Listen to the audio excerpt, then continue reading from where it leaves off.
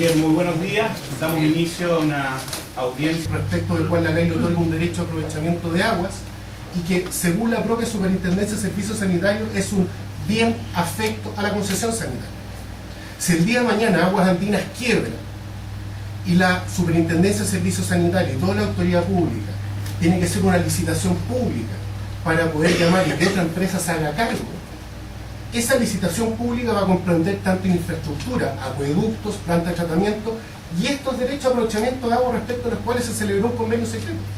No estamos hablando respecto a cualquier bien, es un bien afecto a la concesión tal cual como la Superintendencia de Servicios Sanitarios lo señala. Y resulta que, para tratar de ahondar más en sus argumentaciones, la empresa sanitaria dice que considera impropio la entrega en cuestión si solicitud se basa en buscar respuesta a cuestiones que deben ser resueltas e informadas por las propias autoridades sectoriales. Esto lo dice Aguas Andinas ante este Consejo, para oponerse a la entrega del convenio. Es decir, la propia empresa opositora dice que el convenio que se le está pidiendo su acceso es un convenio en virtud del cual la autoridad tiene que tomar decisiones sectoriales, a confesión de parte, relevo o prueba. Ellos están sosteniendo que no es un convenio nuevo, es un convenio en virtud del cual la Superintendencia de Servicios Sanitarios tiene que tomar distintas alternativas que las voy a señalar brevemente. Dice también la propia Aguas Andinas, organismo monopólico del agua potable para Santiago, que el contrato fue entregado a la CIS, página 8 del escrito entregado con fecha 25 de enero del 2012 ante este Consejo, que el contrato fue entregado a la CIS con la única y exclusiva finalidad de dicho órgano administrativo pueda cumplir con sus funciones de vigilancia y fiscalización. Con fecha 8 de mayo del año 2012, el Consejo de la Transparencia resuelve un reclamo deducido por doña María Cecilia Sánchez Torres, quien pedía acceso a un convenio firmado entre un sindicato y una empresa. Ese convenio privado, convenio colectivo, fue depositado en la inspección del trabajo respectiva. Y tanto la empresa como el sindicato se oponían, señalando que este contrato fue dejado en la inspección del trabajo con el objeto de que simplemente sea guardado, depositado. La inspección del trabajo obviamente iba a revisar si había alguna norma que tentaba contra la legislación laboral. Pues bien, el Consejo de la Transparencia, un fallo ratificado por la ilustrísima Corte de Apelaciones de Santiago, ordenó el acceso a ese convenio, justamente porque estaba en poder de la autoridad y no se logró acreditar la excepción prevista en la ley. Y también yo creo que es pertinente, dado que las reclamadas no lograron acreditar ante este organismo, no obstante que ellos tenían el peso de la prueba de acreditarlo, esta parte considera pertinente simplemente recordar cómo el Consejo de la Transparencia, en forma constante y sistemática, ha señalado las causales por las cuales procede lo que se ha denominado el ámbito de la protección de la información no divulgada. El ámbito de la protección de la información no divulgada es aquella que permite a este honorable Consejo impedir que los particulares accedan a un convenio que obra en poder de la autoridad. Y los requisitos deben ser 4. Primero, información debe ser secreta. Pero que sea secreta quiere decir que no sea generalmente conocida. Es decir, que no es fácilmente accesible para personas introducidas en los círculos que normalmente se utiliza el tipo de información. ¿Qué información más secreta puede ser? Que se va a generar tantos gigawatts al año, tantos megawatts, cuánto se facturó, cuánto dinero se recibió por esa facturación. Si esa información la podemos encontrar en www.cdec.cip.cl y el informe de facturación mensual del Centro de Despacho Económico de Carga, lo que va a entregar exactamente esta información que está en este convenio, que supuestamente es secreto. Por lo tanto, esa información no es secreta. Va a estar en la página web todo lo que se haga en virtud de ese contrato. El segundo requisito es que la información tenga un valor comercial por ser secreta. requisito establecido por este Consejo. ¿Qué valor comercial podría tener el hecho de que secretamente no se diga cuánta agua se va a sacar? Si esa agua que se saca respecto a las lagunas están monitoreadas por estaciones fluvimétricas, cuyas estaciones fluvimétricas son estaciones satelitales cuyos niveles están en la página web de www.dga.cl. Toda la información de cuánta agua se saca exactamente está en la página web de la Dirección General de Agua, la tiene la Superintendencia de Servicios Sanitarios, la tiene el CEDEXIC, la tiene etcétera, todos los organismos. Y obviamente, en el caso de agua potable, si pretenden que la cantidad de agua que se extrae de la Laguna Negra, de la Laguna Loncañado, del embalse y eso sea secreto, estamos hablando que sea secreto la cantidad de agua que se saca para el abastecimiento del consumo humano, cosa que nunca ha pasado hasta ahora en la historia de Chile. También el Honorable Consejo estableció como requisito es que la información haya sido objeto de razonables esfuerzos por mantenerla secreta por parte de la persona que legítimamente la controla. Si la propia empresa que celebra este convenio lo informa como un hecho esencial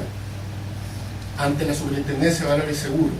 y si la propia empresa que celebra este convenio constituye una sociedad anónima paralela a la empresa concesionaria de servicios sanitarios para poder disponer de estas aguas, cosa que nosotros creemos que no se puede hacer, obviamente la información ha sido pública en cuanto a la cantidad de dinero, a la cantidad de años que significa este convenio, a lo que va a implicar desde el punto de vista de desembolso de las aguas, pero no sabemos valores, no sabemos cuánta agua, no sabemos cuál va a ser el manejo y finalmente se hace esta. Además, el Consejo estableció como requisito que el secreto reserva de la información requería proporcionar a su poseedor proporcione una evidente mejora, avance o ventaja competitiva a quien pretende mantenerla en secreto. Primero, estamos hablando de que Aguas Andinas no puede tener una información, una ventaja competitiva desde el punto de vista de sus bienes, por cuanto hemos dicho es un monopolio que no opera en un mercado y por lo tanto no puede tener ventaja en información secreta. Por de pronto,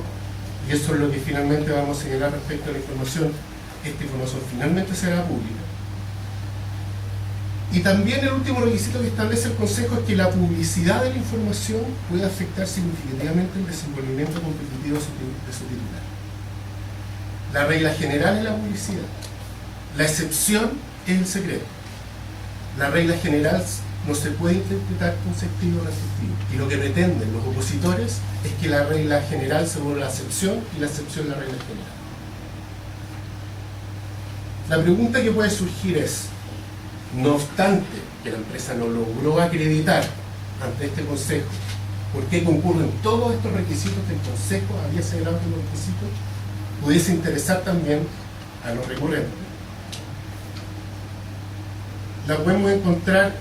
en forma directa en el artículo 12, letra A del DFL 70, Ley de Tarifas. Los opositores señalaron en su escrito de oposición que este convenio no ha tenido ninguna incidencia en el cálculo de tarifas. Obviamente, eso no pudo haber sido así, por cuanto este convenio se celebró en fecha posterior a cuando se fijaron las tarifas para esta empresa monopólica. Sin embargo, olvidaron que el artículo 70 de la Ley de Tarifas admite la posibilidad de modificar las tarifas cuando existan razones fundadas de cambio importante en los supuestos de hechos para su cálculo. Y precisamente lo que nosotros estamos sosteniendo, y uno de los reclamos que vamos a sostener ante la Superintendencia de Servicios Sanitarios, es que este supuesto en este momento ha acontecido. Aquí lo que se está haciendo es que respecto de dos lagunas, respecto a los cuales se tiene un derecho a aprovechamiento de agua, derecho a aprovechamiento de agua respecto del cual la empresa monopólica renta y se calcula una tarifa, esa renta obviamente tiene que ser imputada a la tarifa que está hoy día pagando todos los usuarios de este sistema. Y eso tiene que ser recalculado. Y eso puede ser recalculado conforme al artículo 12 letra A con esta fecha. Y obviamente el día de mañana, cuando la Superintendencia de Servicios Sanitarios inicie el proceso normal de fijación de tarifa, también esa información va a ser pública. Lo que quieren hacer los opositores es que cuando esa información se entregue y podamos acceder a toda ella sin necesidad de un reclamo y desgaste como lo estamos haciendo hoy día, todas las acciones para impugnar el convenio del andeneño estén prescritas. Y esa es la estrategia. Por tanto, honorables consejeros, yo creo que existe jurisprudencia de sobra para sostener que este Consejo ha señalado en forma reiterada y categórica que toda la información que obra en poder de la autoridad pública, salvo las excepciones legales que en este caso no se cumplen, respecto a un contrato en que hoy día nosotros como opositores podemos ejercer un derecho en que no podemos intentarlo mientras no tengamos acceso a este momento. Eso es lo que... Muchas gracias a la parte requirente. Tiene la palabra la superintendencia.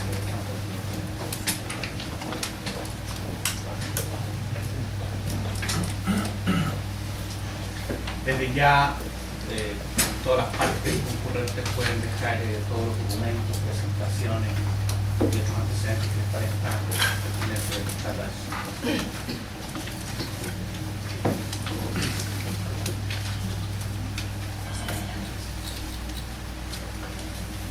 Buenos días. Por la venia de los consejeros, concurro en mi calidad de fiscal de superintendencia de Río Sanitario. La solución nuestra va a ser más bien la forma como se planteó en relación a los requirentes. Vamos a hacer un planteamiento, digamos, de las partes más bien de procedimental y cómo hacer la intervención de la superintendencia en este proceso, lo que nos atañe de acuerdo a la legislación que estamos conociendo. Y evidentemente también nos haremos cargo de algunos aspectos técnicos. Para estos efectos me acompañan Silvia Estrangis, que trabaja con nosotros en la superintendencia y conoce también este proyecto. Quiero destacar que a la superintendencia de servicios sanitarios, de conformidad a la ley 8.902, le corresponde la fiscalización de la prestación de los servicios de agua potable y alcantarillado y saneamiento. Y la prestación de los servicios está asociada a lo que se denomina la entrega del suministro del agua potable a los inmuebles dentro de áreas territoriales, urbanas, determinadas, que corresponden nada más a los territorios operacionales de las empresas sanitarias. Por lo tanto, el proceso de fiscalización de la autoridad pública encargada de fiscalización de estos sistemas empieza cuando el proceso del agua cruda está ya en condiciones de entregarse para el consumo de la población. Ese es el inicio de la tarea de fiscalización, y las empresas sanitarias constituidas como concesionarias tienen la obligación de, evidentemente, de transformar las aguas crudas de cuales poseen y respecto a las cuales deben acreditar derechos, esa agua cruda transformada en potable y que se distribuye a la población. En ese ámbito interviene la Superintendencia de Servicios Sanitarios, verificando que esas aguas sean tratadas para el consumo de la población, cumpliendo con la calidad y la continuidad que exige la normativa. Esta normativa está determinada por una serie de normas técnicas que define la calidad del agua potable, pero también está determinada por el DFL 382, que es la Ley General de Servicios Sanitarios, y las normas también que se le imponen en el respectivo decreto de concesión a la respectiva concesionaria, en este caso sería Aguas Andinas, que le fija evidentemente su plan de inversiones, las fuentes de dónde va a traer el agua, qué va a hacer con las aguas servidas,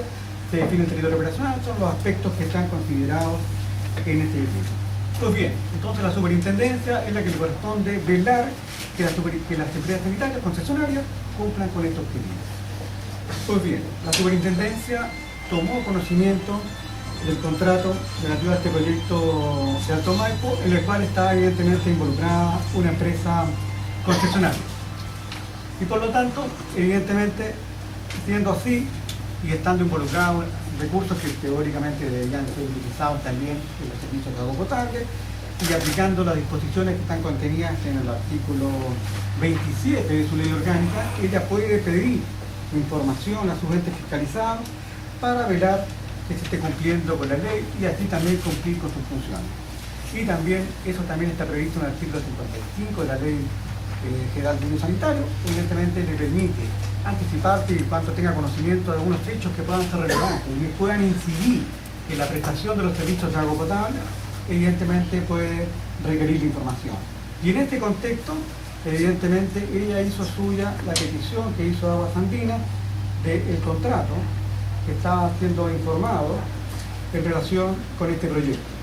¿Y qué es lo que perseguía con la obtención de esta información? Evidentemente, verificar acerca de la seguridad hidrológica que está comprometida acá del sistema de abastecimiento de aguas andinas, de acuerdo a lo que ya tenía comprometido en su decreto de concesión y lo que le exige la ley por lo demás. Y además evaluar si existían ingresos involucrados con ocasión de esta actividad para evidentemente hacer su consideración tarifaria. Respecto al punto primero en relación a la seguridad hidrológica, bueno, se pudo determinar, de acuerdo al examen que se hizo sobre este contrato, que en términos generales,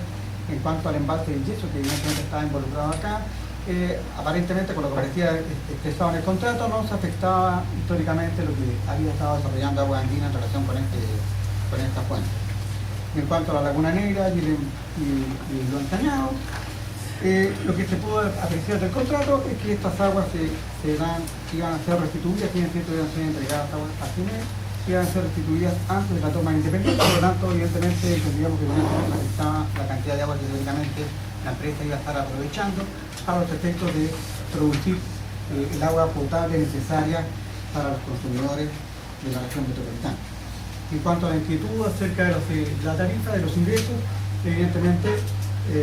era un aspecto que se planteó a la empresa, se le dijo que evidentemente estos aspectos iban a ser considerados, en el sentido, tal como lo dice la requerente, hay el DPL 70, considera una disposición que en aquellas actividades donde las empresas sanitarias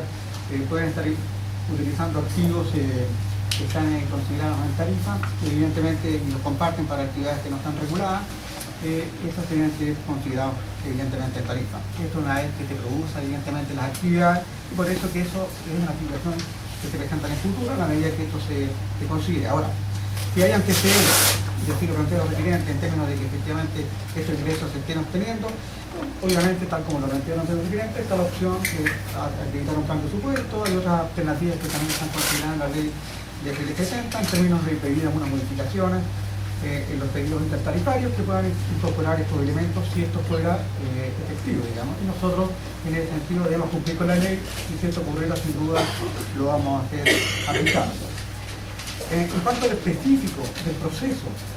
tal como se ha dado acá, nosotros debemos dar cuenta que esto en septiembre del año pasado se hizo el requerimiento por parte de Rodrigo Bainer, que como mandatario, un conjunto de personalidades, agrupaciones, etcétera, que están interesadas en conocer una serie de información relativa a este proyecto, entre los cuales está el contrato y otros elementos también respecto a los cuales nosotros ya entregamos la información. Ahora, con ocasión de esta solicitud, la superintendencia se ciñó al procedimiento que está establecido en la ley 20.285 y, evidentemente, aplicando el artículo 20 en particular, consideró que podían haber elementos que, claro, que el contrato había sido pedido por la superintendencia para evitar aspectos que estaban asociados a los fines propios de la superintendencia, podían existir ahí elementos que a lo mejor no serían de discusión pública. En todo caso, nosotros decidimos seguir el procedimiento de manera estricta y se dio traslado entonces a la empresa de Agua Andina, que nos había entregado la documentación a fin de que, de acuerdo al artículo 20, ella se pronunciara si tenía algún tipo de objeción. Efectivamente, la empresa, dentro del plazo legal, y habiendo sido notificada por carta certificada, nos informa que se opone a la entrega del documento, alega que es el documento de carácter privado, reservado entre las empresas, y en esa condición, producido este evento, nosotros procedemos a informar a los recurrentes nuestra imposibilidad de entregar la información y lo hacemos fundamentalmente amparados en la misma disposición legal del artículo 20, que evidentemente impide a la autoridad, frente a una oposición, dado este procedimiento, a entregar la documentación. Aparte de este artículo 20, que señala esta prohibición de parte nuestra de entregar la información, hay que considerar que el artículo 3b de la ley de la Superintendencia de Servicios Sanitarios, la ley 18.902, expresamente también prohíbe al superintendente y a sus funcionarios entregar información que ha sido entregada para sus fines, digamos, con algún carácter de reserva por parte de nuestros entes fiscalizados. Por lo tanto, teníamos estos dos cuerpos legales, en virtud de los cuales, de manera absolutamente formal, tuvimos que dar cumplimiento a estas disposiciones y por esto el documento no ha sido entregado, y lo cual fue informado en cumplimiento de estas disposiciones legales. Eso en cuanto a la trama procedimental y las normas legales conforme a las cuales se ha ejercido este procedimiento. En este momento únicamente lo que falta por entregar de los requerimientos que nos han planteado es simplemente este contrato y las autoridades legales como están señalados. Podemos hacer algunas precisiones de tipo técnico, para este efecto me acompaña Ciri, pero evidentemente no quisiera dejar pasar que evidentemente aquí se planteó una situación respecto a un funcionario que evidentemente aquí trabaja con nosotros, Gilberto Soto, que no tiene el cargo que plantea acá la persona, pero en definitiva la persona trabajó hace más de 10 años en el sector eléctrico, no ha tenido ninguna participación en este proceso y la verdad es que es cierto, se planteó una inhabilidad, se respondió en los términos correspondientes y por lo tanto yo quisiera dejar que esto no quedara aquí en silencio porque la verdad es que no nos quedamos haciendo complicidad de participación, todo fue respondido en la oportunidad correspondiente y en cuanto a otras imputaciones que se nos plantean respecto a gestiones de otras operaciones, creemos que no es la sede para plantear eso y sin embargo creemos que la superintendencia ha actuado por las facultades en todos los aspectos que le corresponden y de acuerdo con las herramientas legales de que dispone. Porque evidentemente si hay personas que a lo mejor han considerado que han sido insatisfechas las pretensiones que tenían, bueno, la verdad es que existen otros mecanismos legales y judiciales ante los cuales se puede plantear ese tipo de aspectos y creo que no corresponde en eso hacer. No sé si tienes algún aspecto de tipo técnico, si ustedes comprenden. No, solamente quería decir que estudiamos el convenio y lo analizamos, vimos que no, en la medida que se restituía todo el agua había de la toma independiente, que es la captación para el agua potable, no producía ninguna modificación al recurso hídrico. En cuanto a las tarifas, ya se habló de que en algún momento se va a tener que revisar y se considerarán 8 veces.